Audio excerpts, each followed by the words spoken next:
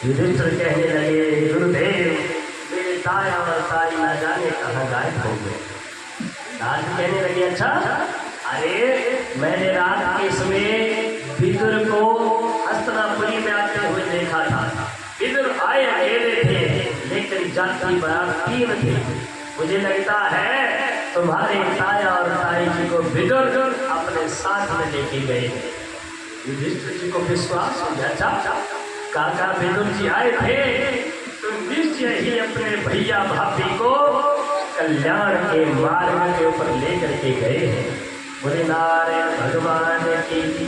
क्योंकि युधिष्ठिर जानते हैं कि विदुर साक्षात धर्म मूर्ति है और विदुर जी अपने भाई का कल्याण जरूर करेंगे। आज विदुर जी जैसा भाई सबको प्राप्त हो, अपने भाई को धर्म के पथ पर आगे बढ़ाया। मैत्रेय मुनि जी के आश्रम में जाकर के भागवत की कथा सुनाई। बोले नारायण भगवान की जय हो। युधिष्ठिर का शोक दूर हो गया।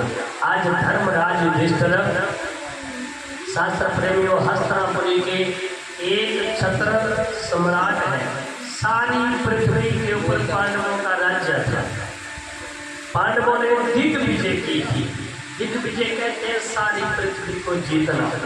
अर्जुन भीमसेन ने सारी पृथ्वी को जीता था। आज सारी पृथ्वी के ऊपर पांडवों का साम्राज्य था। और धर्मराज युधिष्ठिर के राज्य में कोई चोरी नहीं होती, कोई चकारी नहीं होती, कोई लूट, कोई प्रेम, किसी प्रकार का कोई अधर्म नहीं होता। ऐसे राजा थे युधिष्ठिर। और एक दिन धर्मराज युधिष्ठिर के सभा में एक बड़ा विचित्र केस आया। सभा में बैठे थे तो उसी समय 2 व्यक्ति पहुंच गया करके। एक सेठ था और एक जिमीदार था। बोले नारायण भगवान की जय हो। जिमीदार ने क्या किया था, अपनी जमीन बेची थी सेठ को, और सेठ उस जमीन को खोदने लगा मकान बनाने के लिए। और जैसे ही खोदने लगा तो जमीन के बीच में एक सोने का कलश निकला। वो अशरफियों से भरा था। सेठ ने क्या किया, उस कलश को लिया और जमींदार के पास आ गया। कहने लगा, महाराज मैंने तुमसे जमीन खरीदी है, ये कलश नहीं खरीदा। ये तुम्हारे दादा परदादा की संपत्ति है, इसे तुम रख लो।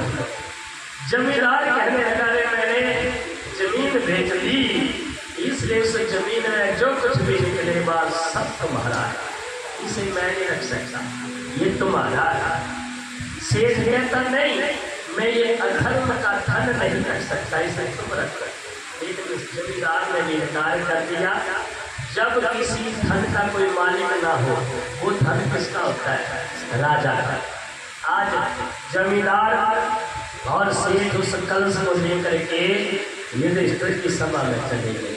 महाराज ये कलश आप उस आगार में जमा कर दो, ये ना मैं दूंगा ना ये लेगा। धर्मराज युधिष्ठिर बड़े प्रसन्न हुए, अरे मेरे राज्य के सारे लोग कितने धर्म का पालन करते हैं। बोले नारायण भगवान की जय हो। अभी 6 महीने बीते। 6 महीनों के बाद तब्दीली होने लगी। क्या हुआ, वो दोनों जमींदार और सेठ दोबारा सभा में आ गया और अब अकेले नहीं आए, दोनों गवाही दे करके आए। एक कहने लगा, सेठ कहने लगा, महाराज उस दिन जो सोने का कलश जमा करवाया था वो मेरा है। क्यों? क्योंकि ये देखो मैंने जमीन खरीदी है और रजिस्ट्री के ऊपर लिखा है इसके बीच में जो कुछ भी मिलेगा वो सब समान। लेकिन जमींदार कहने लगे, महाराज मैंने जमीन बेची थी, कोई सोना चांदी नहीं बेचा, इसलिए वो मेरे दादा परदादा की संपत्ति थी, उसे मुझे दे दिया जाएगा। धर्मराज मिस्टर सोचने लगे, अरे 6 महीने पहले ये अपने आप ही इस कलश को लेकर के मेरे कोषागार में जमा करवा करके गए हैं, अब क्या होगा? निश्चय ही कोई ना कोई समय परिवर्तन होने वाला है। आज धर्मराज युधिष्ठिर जी ने उन दोनों को भेज दिया, चलो आप जाओ, इसकी सुनवाई बाद में की जाएगी। तो इतने में धर्मराज युधिष्ठिर जी जल्दी से देवी द्रौपदी को बुलाते हैं। द्रौपदी को बुलाया, हे देवी चलो कुल देवी के मंदिर में जाना है। देवी द्रौपदी ने 16 श्रृंगार किए, पूजा की थाली तैयार की। युधिष्ठिर और द्रौपदी कुल देवी के मंदिर में गए और वहां पर पूजा करने लगे। और जैसे ही पूजा करी, देवी के दर्शन किए, युधिष्ठिर जी को ऐसे दर्शन दिए देवी ने मानो देवी की आंखों से आंसू बह रहे हो, रोती हुई दिखाई दी।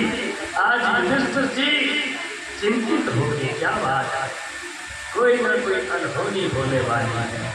आज भगवान की याद आ गई। किसकी याद? कृष्ण भगवान। क्योंकि भगवान कृष्ण जी द्वारिका नगरी को चले गए थे और द्वारिका नगरी में गए हुए भगवान जी को 100 साल का समय हो चला था। नारायण भगवान की युधिष्ठिर जी ने अर्जुन को बुलाया, हे अर्जुन द्वारिका नगरी में जाओ और श्री कृष्ण भगवान का कुशल क्षेम पूछ करके जल्दी वापस आ जाना। सिर्फ कुशलता का समाचार पूछना और सब ठाट बाट देख करके वापस आ जाना। अर्जुन बड़े प्रसन्न हुए।